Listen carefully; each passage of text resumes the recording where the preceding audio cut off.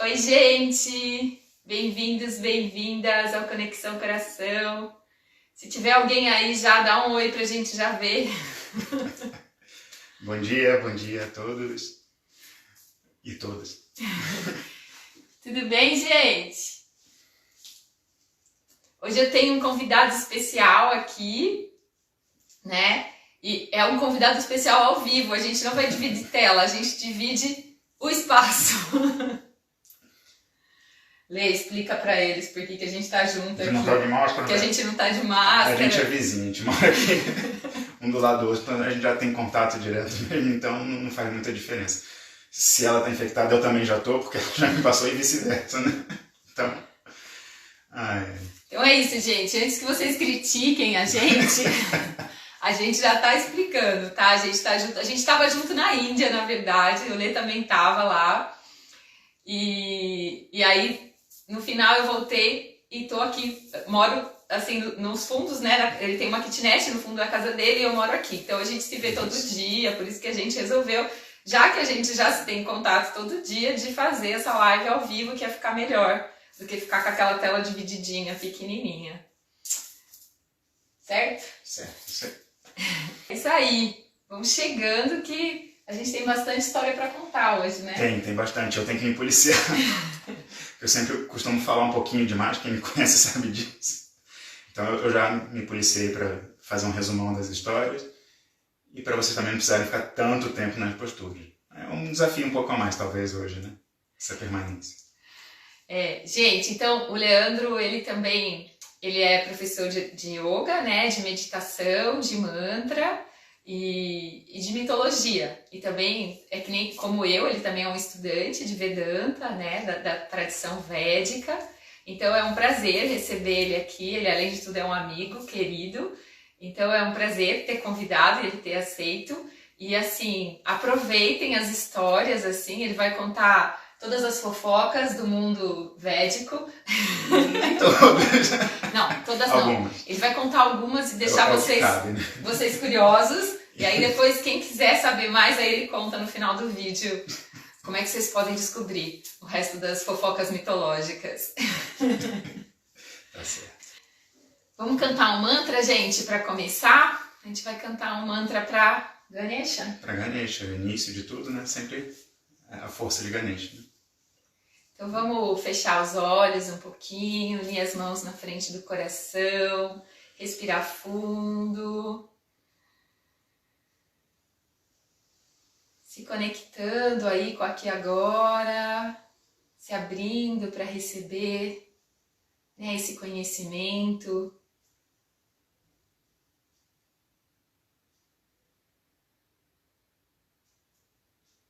Vamos entoar o Om uma vez? Vamos entoar uma vez o Om antes e depois um mantra para Ganesha. Vamos lá? Inspira.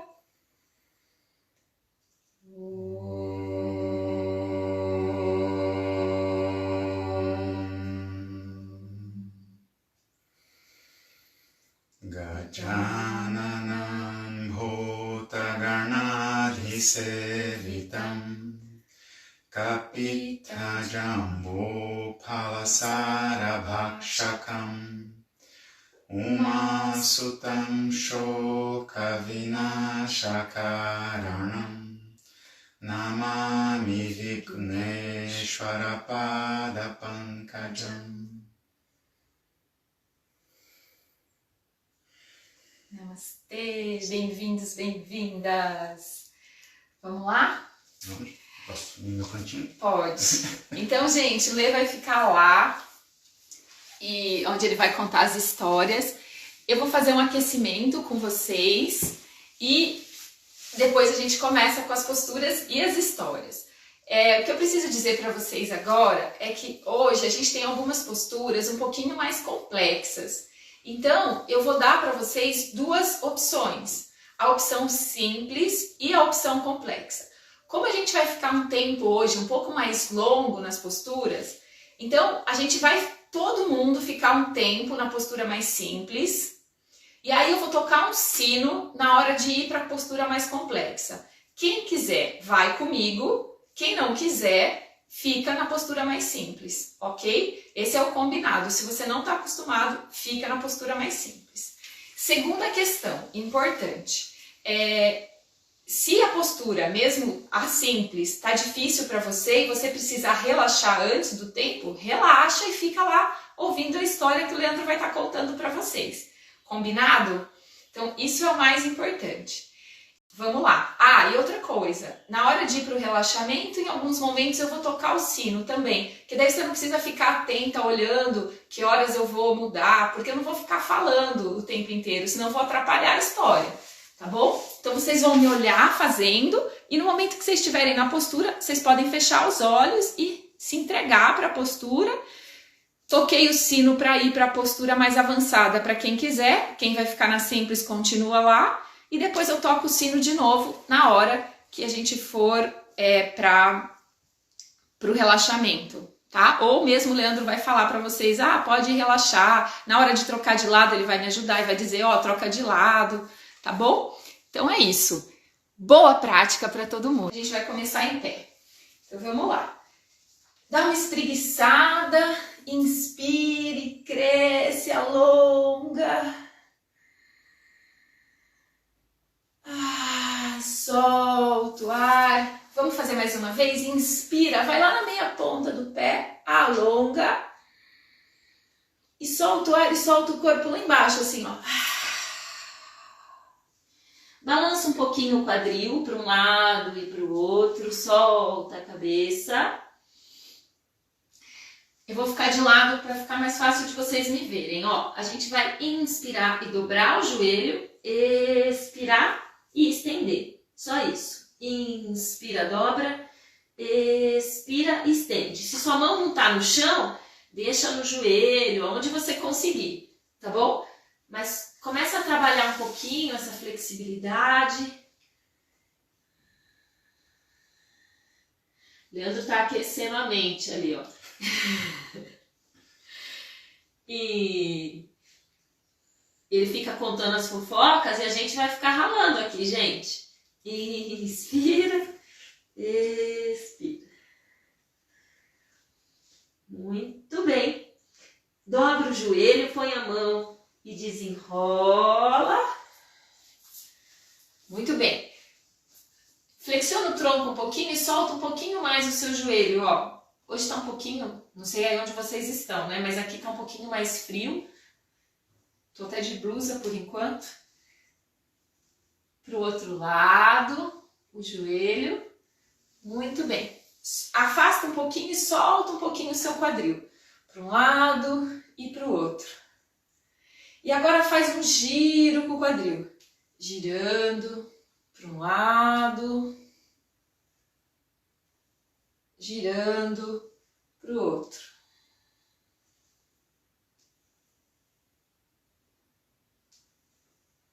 Muito bem. A gente vai ir lá para a posição dos 4 apoios e aquecer um pouquinho mais a coluna fazendo o gato. Lembra do espreguice do gato? Então, as mãos embaixo dos ombros, joelhos embaixo do quadril. Inspira na posição neutra. Expira, encaixa o quadril, leva o queixo no peito. Inspira e abre. E vai. Expira, fecha. Inspira, abre. Expira, fecha. Inspira, abre. Vai no ritmo da tua respiração, vai amolecendo a coluna, aquecendo. Visualiza a energia circulando na tua coluna.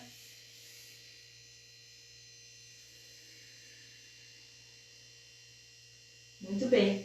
Numa próxima inspiração, vai até a metade. E aí senta lá nos calcanhares e passa a perna para frente. Solta um pouquinho na borboletinha. Muito bem.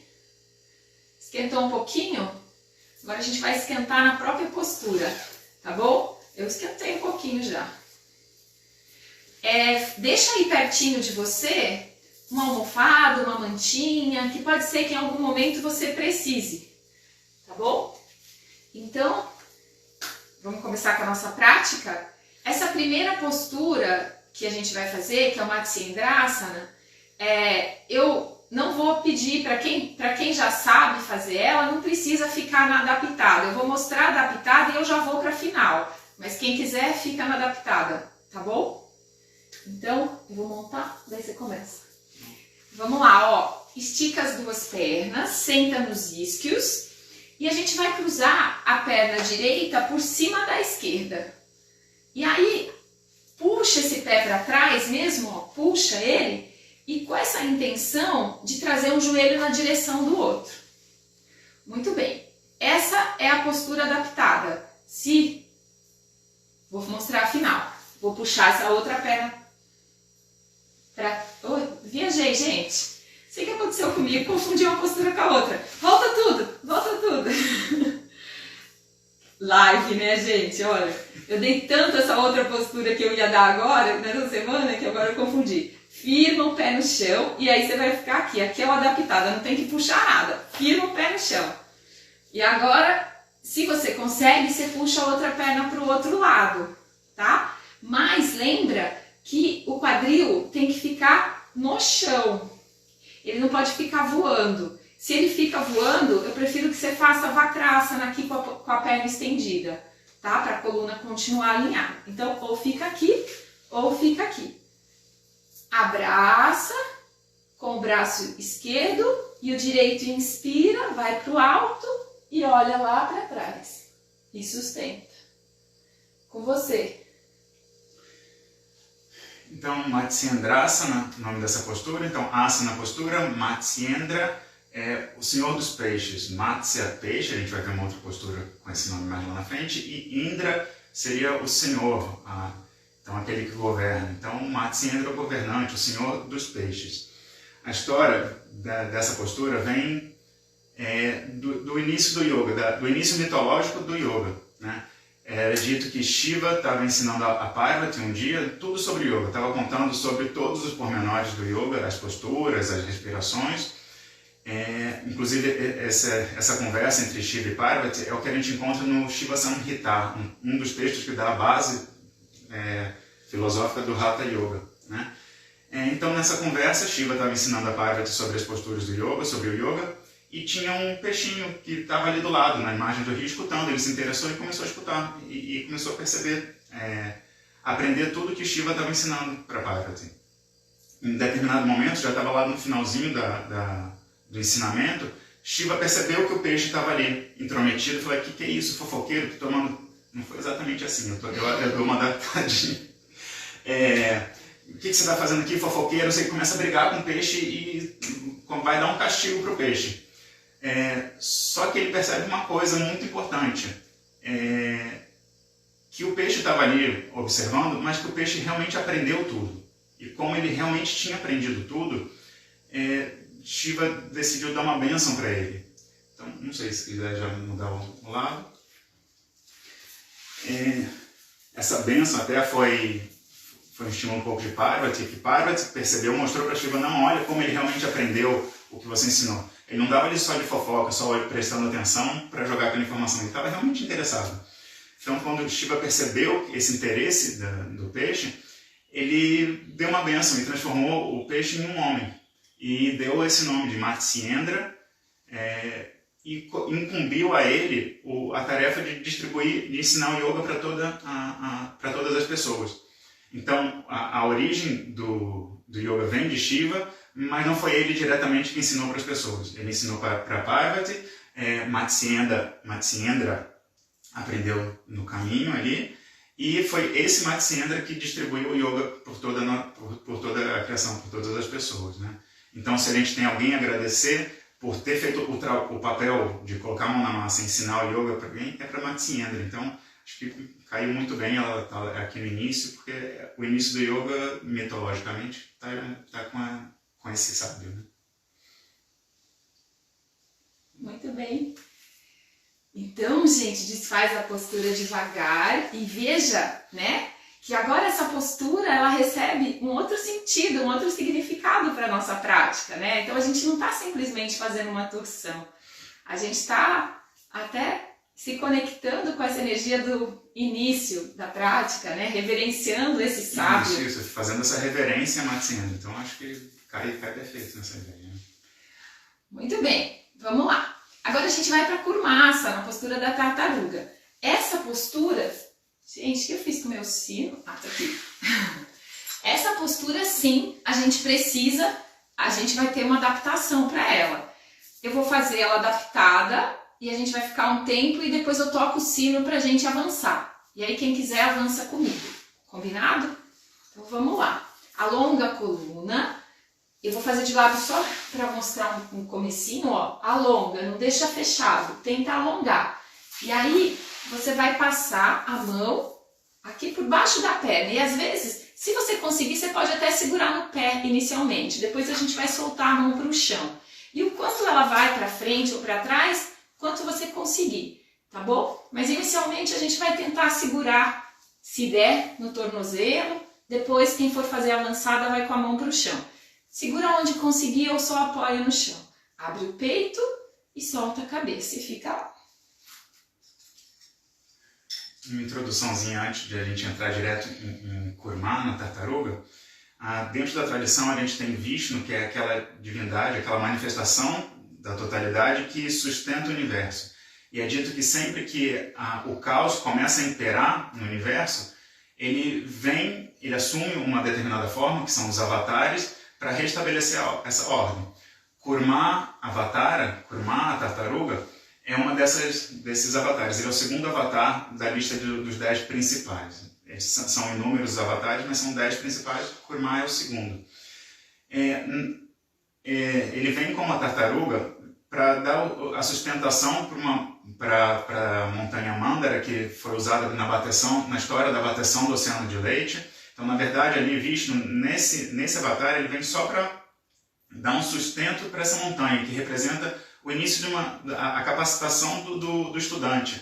Então, se você coloca uma montanha, uma pedra no lago, ele afunda, que demonstra o estudante que não está preparado ainda para o estudo. Então, o Vishnu vem com uma tartaruga para dar um apoio, para sustentar, para dar essa sustentação inicial para o aluno, para ele começar a trabalhar, a estudar, e com o tempo ele consegue se sustentar sozinho sem essa ajuda externa. Né?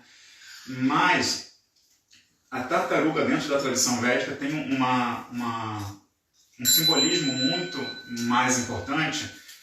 Na Gita, Krishna fala para Arjuna em determinado momento que o sábio é aquele que, assim como a tartaruga, quando está na frente de um perigo, ela recolhe todos os seus membros.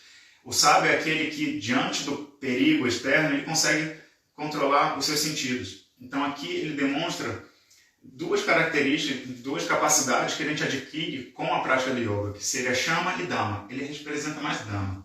Shama seria o controle da nossa mente e Dhamma o controle dos sentidos. Então, o que eu quero dizer com esse Dhamma? A gente está em determinado momento, a gente está em uma situação. Sei lá, eu estou conversando com alguém, eu estou sentindo que aquela conversa está esquentando, daqui a pouco eu vou explodir. Eu consigo, através do yoga, esse controle de perceber que eu estou prestes a explodir e eu consigo controlar, segurar, como se fosse a tartaruga recolhendo os seus membros. Eu consigo recolher os meus sentidos e falar, calma, que seja, eu vou parar de falar aqui agora com você, porque senão a gente vai brigar e eu me recolho.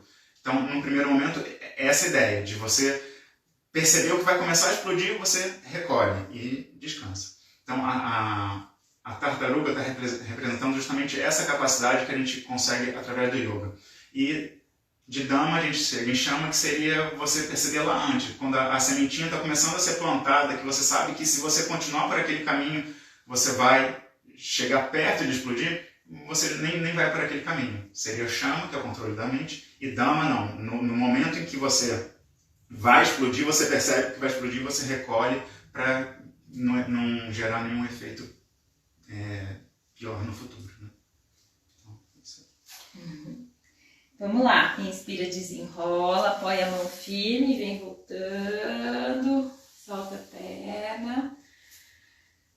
Então, essa importância, né? Agora a gente faz a tartaruga colocando esse significado, esse sentido também, né, do recolhimento e desse controle mesmo, né, de não ser controlado pelos sentidos, mas Perfeito. controlar os sentidos, né, não ser escravo dos sentidos, que a gente fala tanto nas aulas. Muito bem. Terceira postura. Essa é desafiadora já, hein, gente? Quem não esquentou até agora, agora vai esquentar. Então a gente vai fazer Vashisthasana, postura do sábio Vashista. Isso. E então a gente vai começar e você avisa na metade do tempo. Leandro vai avisar na metade do tempo, mas a gente vai começar ela adaptada, mas depois a gente vai para ela inteira. Então a gente vai começar aqui na ponte. Na ponte, toda vez eu falo ponte, na prancha. Então pensa aqui na prancha, ó, eu tenho que manter o meu quadril um pouquinho para baixo do meu ombro, né, fazendo uma diagonal. E aí nessa prancha, que a gente chama de prancha lateral, a gente vai girar o corpo e essa é a postura inteira, que a gente vai daqui a pouco, mas a gente vai começar ela adaptada. Então apoia o joelho de baixo no chão e o de cima sobe e abre. Aí, depois a gente vai fazer a mesma coisa do outro lado, tá bom? Entre uma e outra, eu vou fazer um descansinho lá na criança. Então, vamos fazer comigo desde o começo. Vamos lá, ó. Tô nos 4 apoios, estiquei uma perna, estiquei a outra e girei pro lado. E abri. Essa é inteira. Se você quiser fazer desde aqui do começo, pode fazer. Eu vou daqui a pouco. Essa é adaptada, valendo. Então, como a Thaís já disse, Vasisthasana, postura do sábio Vasista. Vasista é uma figura muito famosa que aparece em várias histórias dentro da mitologia. Eu escolhi uma específica aqui, que não é especificamente sobre ele, mas mostra a importância dele. Tá? Ele, em determinado momento, ele era conselheiro do rei Dasharasta, que era o pai de Rama. Não importa tanto esses nomes, os nomes são complexos. Era o pai de Rama, que é uma das encarnações também de Vishnu, né? Um dos avatares de Vishnu. Assim como Krishna e Rama são os mais famosos. Em determinado momento, o Rama tinha 16 anos ainda, ele nem tinha acabado os estudos dele, ele estava no início da sua caminhada, do seu ensinamento. O reino de Ayodhya recebe a visita de um outro sábio que pede ajuda do rei Dasharata que ele estava querendo fazer alguns rituais na floresta que estava sendo atrapalhado por duas criaturas demoníacas muito poderosas. E ele pede ajuda que Dasharata empreste o seu filho Rama para ajudar a combater essas criaturas. Eu acho que se quiser mudar já. Ai, a gente quer mudar, né, gente? Vamos lá, ó. Solta. Só que o rei ficou muito preocupado porque o filho dele, ele adorava Rama, e Rama nunca tinha ido para nenhuma guerra. Como eu falei, ele tinha 16 anos, ele nem tinha acabado os estudos dele. Então o rei falou, não, eu não vou dar o meu filho. Como assim? Ele vai... O primeiro desafio dele vai ser enfrentar duas criaturas demoníacas que eram generais de Ravana, que estava dominando a época ali.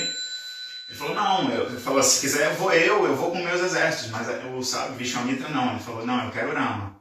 Vasista entra ali muito importante nesse momento para mostrar para Dasharata que se Vishwamitra quisesse, ele mesmo resolvia o problema com aqueles demônios, com aquelas criaturas demoníacas. Mas ele queria dar a honra de Rama começar a sua jornada ali ainda cedo, ainda muito cedo, com 16 anos. Então Vasista chega para o rei e fala, percebe isso? Aqui tem uma chance muito grande de Rama já começar a sua fama, já começar a demonstrar para que ele veio nesse mundo. E foi exatamente por causa de Vasista que Rama teve a sua primeira grande batalha, a sua grande vitória, que ele aprendeu muito e que ele carregou esses ensinamentos durante toda a sua vida. Acho que pode desfazer, senão fica demais. Relaxa na criança. E a gente pode ver que ao longo de toda a história do Ramayana, que é o que conta a vida de Rama, ele carrega esses ensinamentos que ele aprendeu nessa batalha, nessa floresta, e que ele aprendeu com Vishwamitra. Tá? Então, se não fosse por Vasista, Rama não tinha ido nesse momento, porque o rei, o pai dele, não ia permitir essa primeira empreitada de Rama. Né? Então, se não fosse por Vasista, Rama talvez tivesse começado a sua fama um pouquinho mais à frente. Apoia a mão no chão, desenrola. Muito bem. Legal essa história, eu não conhecia. Tem várias histórias que eu não conheço também, gente. E assim, legal pra gente perceber, né, como cada ação da gente importa, né? Às vezes a gente não tá lá sendo o protagonista da história, mas qualquer coisa que a gente faz influencia no todo, né? E esse sábio trouxe uma contribuição gigante. Muito bem, a gente vai ficar em pé agora e a gente vai lá para a primeira posição do guerreiro, Virabhadrasana 1. Então, a gente vai fazer um lado e depois essa não precisa de adaptação, o Leandro avisa a gente quando muda de lado. Então, vem na frente do seu tapete, deixa o pé esquerdo na frente, dá um passo com o direito para trás.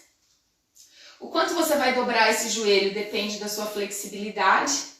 Um monte de coraçãozinho subindo lá, tô vendo daqui, então o pessoal tá gostando das histórias. A gente não consegue ver os comentários, mas... Ó, o pé direito atrás, ele não fica aberto, ele vai ficar numa diagonal, tá bom? Tenta firmar o calcanhar no chão, a borda interna e externa do pé, dobra esse joelho. Hoje eu vou ficar aqui, ó, não vou nem lá embaixo, nem vou ficar em cima, mas você pode ficar mais em cima, ou você pode descer mais se você quiser, tá bom? A gente vai entrelaçar os dedos das mãos no Mudra da Kali, o indicador está esticado e os outros entrelaçados, e a gente vai inspirar e subir. Ou olha para frente, ou olha para o alto, e vamos ouvir as histórias. Acho que o guerreiro a gente pode ficar um pouquinho mais, não posso alongar um pouquinho mais. Pergunta para eles. Não, a figura de Virabhadra, que dá o nome à postura, às vezes a gente escuta a postura do guerreiro e a gente imagina aquele cavaleiro de arma reluzente. Não é bem assim que a gente tem na mitologia, né? Ele vem de uma história um pouco trágica. Shiva era casado com Sati, e Sati era filha de Dasharata.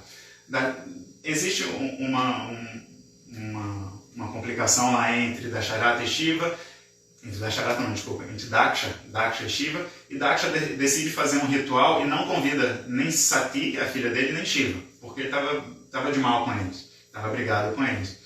Então, Sati fica sabendo disso, fica amargurada com o pai, chega lá para tentar conversar com ele, e Daksha não dá a menor atenção para Sati, e Sati fica revoltada, pula no fogo e se mata.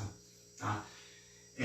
Quando ela vai até lá, ela não foi sozinha, então os servos, os ajudantes de Sati que estavam lá ficam perplexos com aquela atitude e vão correndo falar para Shiva: Shiva, sua esposa se matou por causa do pai dela.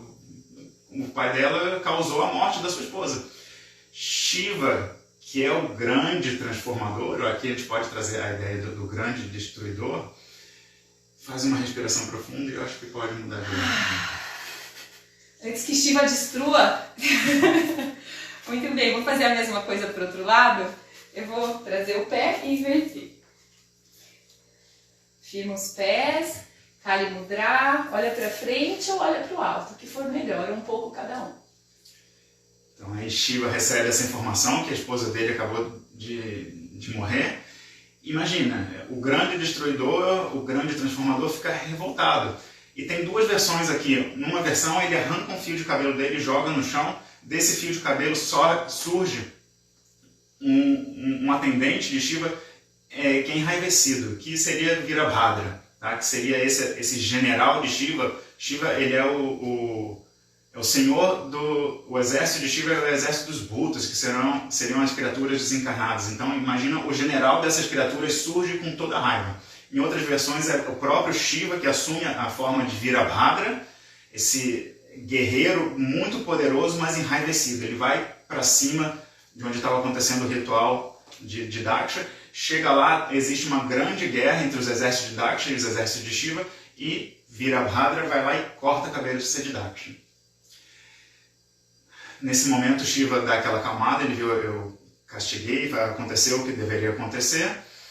Só que Daksha era filho de Brahma. Então acho que pode fazer mais uma respiração e eu termino a história enquanto vocês dão uma relaxadinha. Muito bem. Solta lá embaixo, ó. Relaxa um pouquinho lá para baixo enquanto isso. Então Daksha era filho de Brahma, né? Então Brahma, que ali é como se fosse ele está no mesmo patamar de Shiva, né? Brahma chega para Shiva e fala, eu entendo por que você fez isso, entendo a situação, eu sei que meu filho agiu de forma errada, mas, poxa, meu filho, ele tem um papel importante na criação, devolve a vida para ele, vai. Shiva já estava mais calmo ali, já tinha soltado toda a sua raiva. Ele falou, não, tudo bem, a gente volta. Mas só que ele tinha cortado a cabeça de Daksha e a cabeça rolou. Eu gosto da versão que a cabeça cai no mesmo fogo que Sati se jogou e queima. Então não dá para colocar a cabeça dele de volta. Então eles pegam a cabeça de um bode e colocam no lugar de Daksha.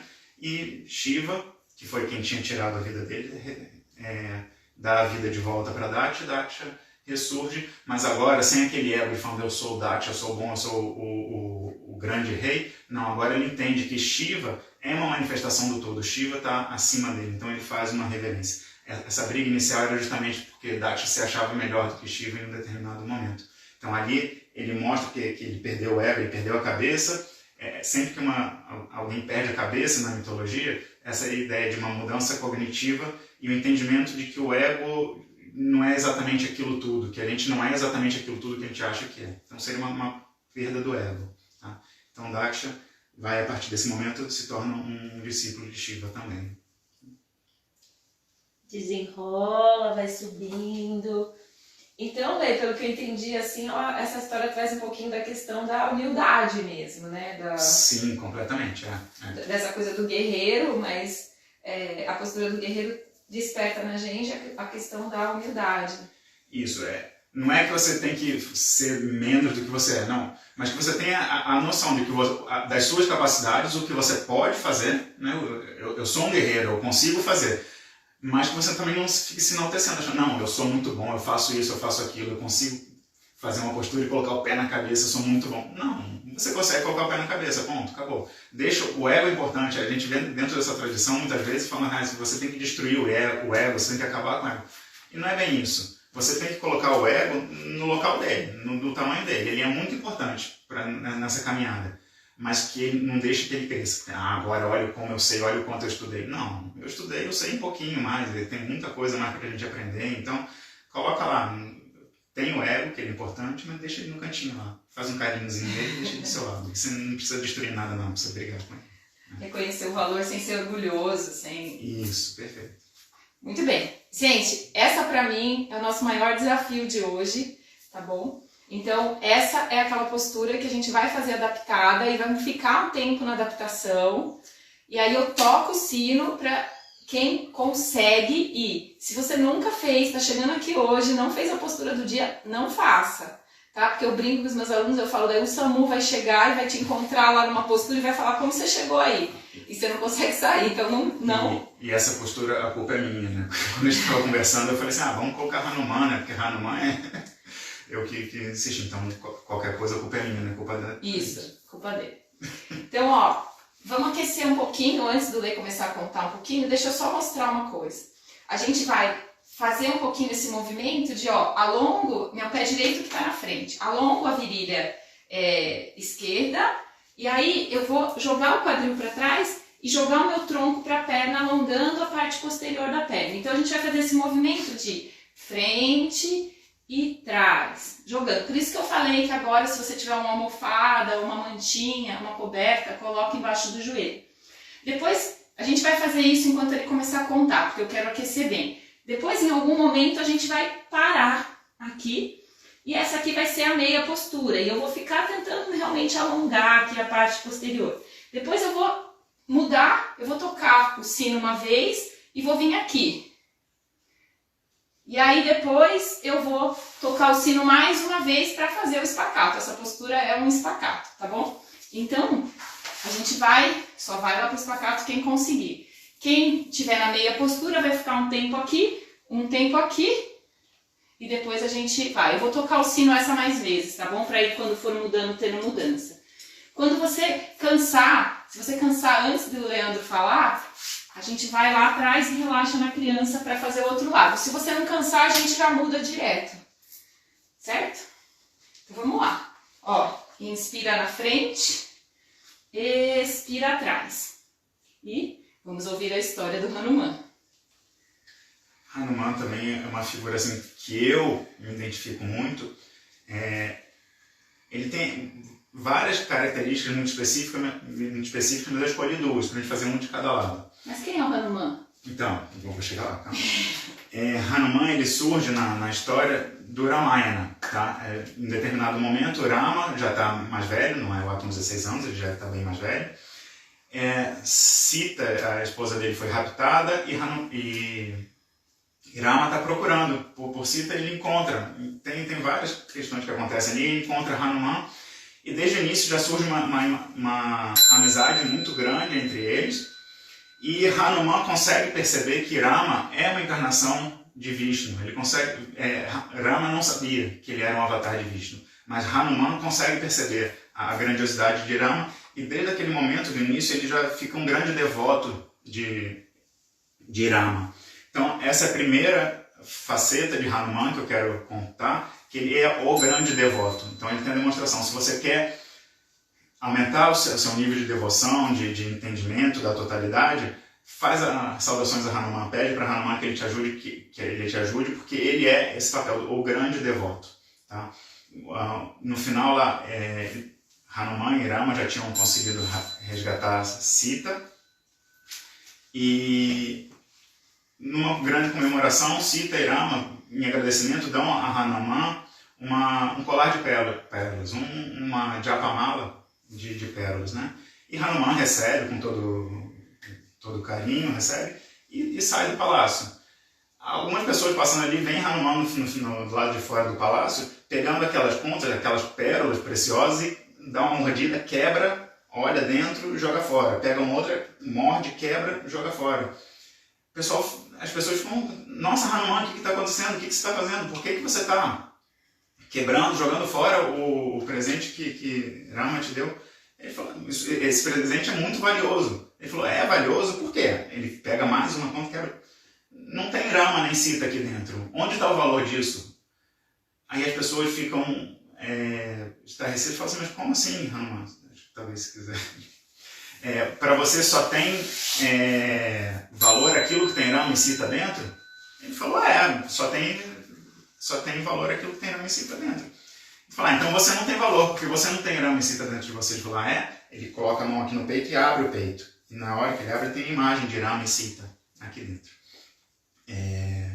E essa é uma imagem muito, muito famosa de Hanuman. Ele ali com a sua cabeça de macaco, corpo de homem, ele abrindo o peito e Rama e Sita no coração dele. Para mostrar que sim, ele, independente de onde ele está, independente se ele tem uma japamala ou não, ele carrega Rama e Sita sempre no coração dele. Então, essa é uma visão muito importante dele como o grande devoto.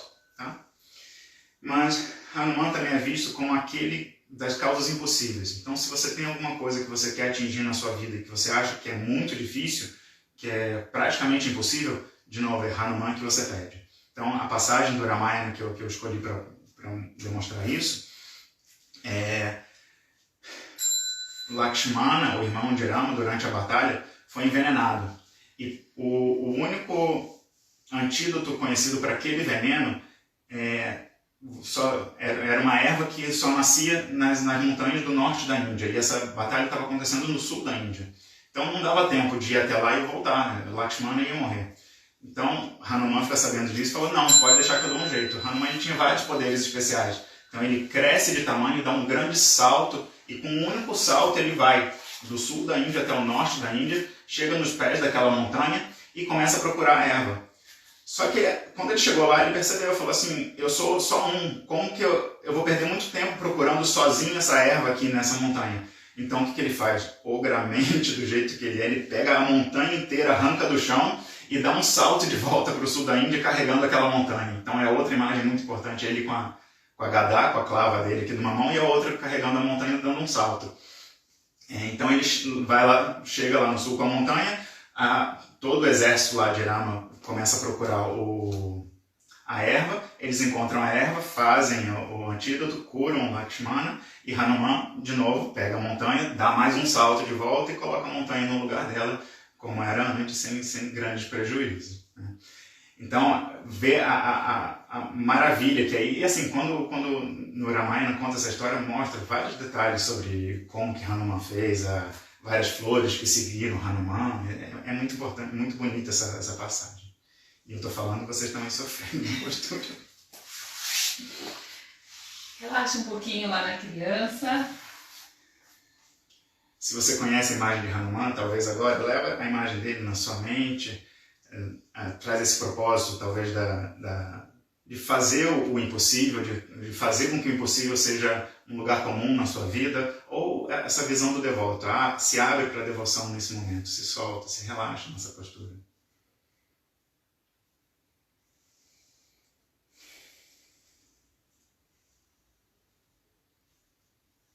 Apoia a mão, desenrola. Essa questão da devoção mesmo, né? Sim. Hoje eu me controlei. Normalmente quando eu falo, eu me emociono, eu falei, não, peraí, não posso, hoje eu não posso. Você pode sempre. Mas uma coisa legal, né, assim, na Índia o Hanuman é visto mesmo como esse grande devoto, né? Então essa imagem do devoto. E eu até falo para os alunos também, né, que na Índia tem uma palavra que na Índia, né, em inglês, que é o surrender, que a gente não tem essa palavra em português, assim, que transmite essa força, mas de realmente, né, de você poder sentir essa devoção a ponto de se render, né, e reverenciar, assim, então... Talvez se entregar por completo, acho que seria uma ideia, uma versão melhor para dizer em português. Né? Uma completa entrega, isso. E aí Hanuman representa isso, exatamente, né? Isso, exatamente. E a gente se entregou por completo aqui, o espacato, né, gente? Vamos lá, nossa última postura do dia, né, da semana. E depois a gente vai conversar ainda mais um pouquinho nossa última história de hoje, né? Isso. A gente vai fazer o Matsyasana, o peixe. E a gente fez na semana passada, quem estava aqui, mas hoje a gente vai fazer uma versão diferente. E eu vou dar duas opções também. Eu vou deixar para quem quiser fazer com a mão no chão o tempo inteiro, e quem quiser subir o braço depois sobe. Se você tiver algum problema na cervical, não faz, tá bom? Subindo ou fica pouquinho tempo, só experimenta a postura e já fica lá na postura de relaxamento. Quem cansar, vai para o relaxamento antes da hora. Então, a gente vai sentar e vai apoiar o cotovelo no chão, e eu vou montar o peixe a partir daqui de cima. Vou deixar minha cabeça de fora, vou colocar o pé lá na frente do leito. Acho que tá me pegando, né? E aí, você vai abrir o teu peito e apoiar, olha pra mim antes de fazer, apoiar o topo da cabeça no chão. Eu vou desfazer o meu coque aqui. Então essa vai ser a postura adaptada se você quiser. E aí eu vou tocar o sino numa hora e vou subir o braço depois. Como é difícil de você me ver, tô mostrando agora, tá bom? Quando eu tocar o sino. Depois eu vou tocar o sino de novo e vou pro relaxamento, ou o Leandro fala. Tá fácil de tocar o sino que ele tá do meu lado. Tá bom? Vou desfazer o meu coque aqui, senão não dá pra fazer essa postura. Então, Eu acho que talvez até, como essa postura é um pouquinho mais exigente para o pescoço, talvez não espera o comando para desfazer. Se você achar que precisa desfazer, desfaz, tá? Porque a história vai ser também um pouquinho mais complicada. Não tanto, mas... Então, ou seja, a gente vai ficar 2 horas aqui. Ainda bem que a live cai sozinha. Não, gente, mas é sério. Então, sentiu que precisa desfazer, desfaça, tá bom?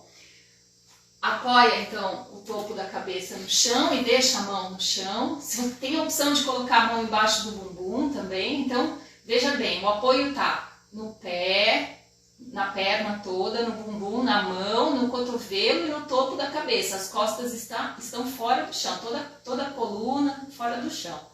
Ok? Quando for para mudar, eu aviso. Vamos lá ouvir a história do peixe. Matsyasana, postura do peixe. Matsya, como a gente viu lá na frente, na primeira postura, Matsyendra, seria o senhor dos peixes, aqui é do peixe. Tá?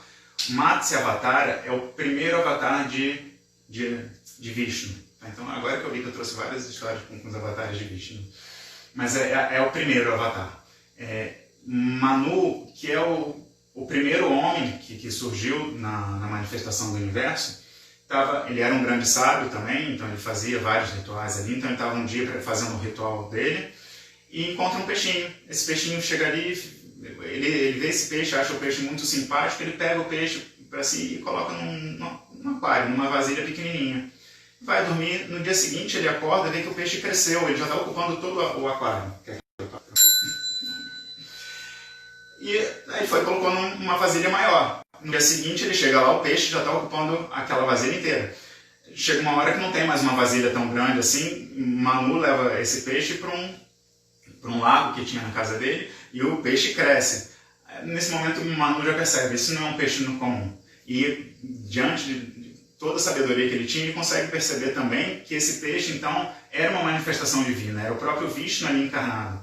Então na hora que ele vê isso, ele faz uma namaskara pro peixe e o peixe conta para ele, o Matsya conta para ele, e a posição do braço aqui é justamente porque esse peixe, depois que ele cresce, ele tem um grande chifre que fica aqui surgindo da cabeça dele. Tá? Então aqui está representando justamente esse chifre do peixe.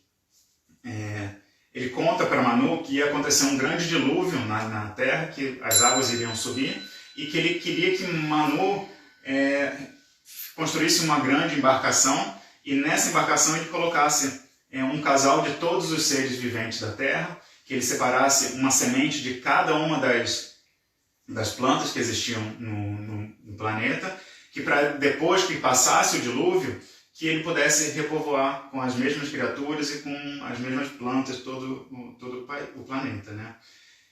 Aí um adendozinho meu aqui, que pena que ele levou 2 mosquitinhos também, que ele podia ter deixado os mosquitos de fora, né? Mas brincadeira.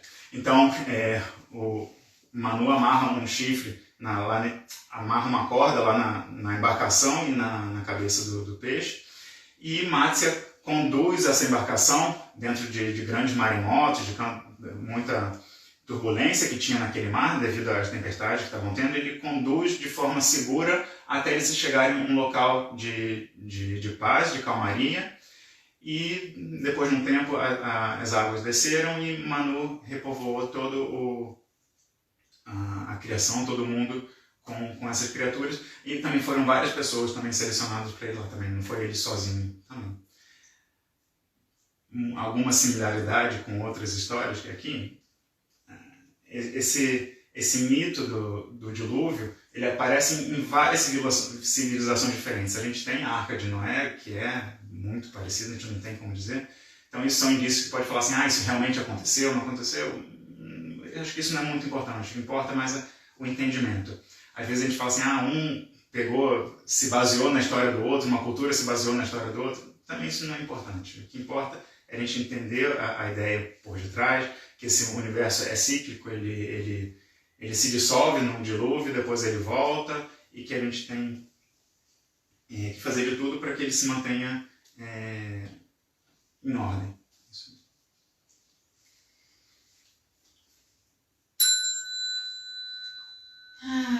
Deu para relaxar um pouquinho enquanto a gente ouvia, hein? Vamos lá, ó. Quem tá deitado como eu, abraça a perna, balança um pouquinho, para um lado para o outro, solta um pouquinho, vira de lado, apoia as mãos e vamos sentar.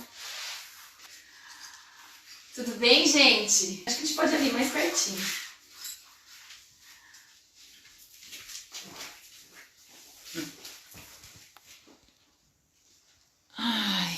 Vamos lá. Muito bem. Olê, falando dessa última história, então, assim, eu fiquei pensando, né, que tem a questão da impermanência, né, do ciclo mesmo de tudo, da gente ter essa clareza de que tudo tem começo, meio e fim, a gente faz a nossa parte, claro, né, porque, vai acabar mesmo que eu destruo tudo, mas observar isso com mais leveza, com mais consciência. Eu acho que uma visão de que isso é natural, de que isso é normal, que a gente não se apegue a tudo, falar, não, eu quero que isso aqui seja eterno, porque nada é eterno. Então, uma relação, um objeto, uma pessoa, não, usufrui enquanto ela está ali, aproveita, e na hora que ela não tiver mais, aceita que isso é natural, né? E essa visão do impermanente aparece em vários mitos. Tá? Na própria figura de Brahma, Vishnu e Shiva. Qual é a lógica de falar, tem um Deus que cria, um que mantém, um que destrói. Esse aqui cria só para que ele destruir? Não tem muita lógica nisso. Eu acho que é mais essa visão de que tudo é cíclico. Então, nessa história de Matsya, é exatamente isso também. Legal. E aí, gente, vocês gostaram? Então, a gente... eu queria agradecer o Lê, né, pela essa oportunidade, assim, de compartilhar, de enriquecer essa live. Eu comecei a fazer essa live sozinha, que era para realmente integrar as posturas da semana, e agora poder compartilhar isso com amigos e pessoas que eu admiro profissionalmente também, assim, é uma honra, é uma alegria, e eu acho que vocês estão gostando também. Pode, assim, depois a gente vai deixar salvo lá como chama? No perfil, né, lá onde tem as posturas, as publicações que ficam fixas, e aí vou colocar no YouTube, a gente vai colocar no YouTube também, e aí vocês comentem o que vocês acharam, porque a gente não consegue ver tudo aqui agora, né?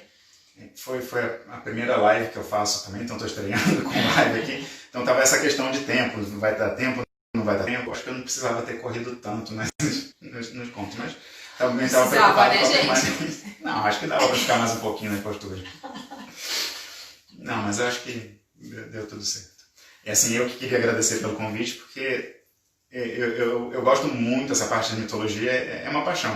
Então, toda hora que eu posso, que eu tenho uma desculpa para colocar e falar, eu fico feliz com isso. Então, foi uma oportunidade aqui para eu conseguir falar um pouquinho mais sobre esse conhecimento, que me deixa tão, como eu falei, emocionado. Deixa eu ficar quieto, senão a gente fica...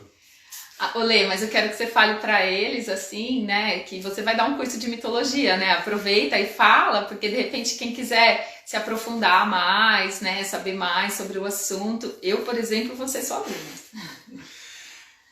Então, quem tem interesse, procura lá, eu estou no Instagram, é @leandrofarias121, 121, isso.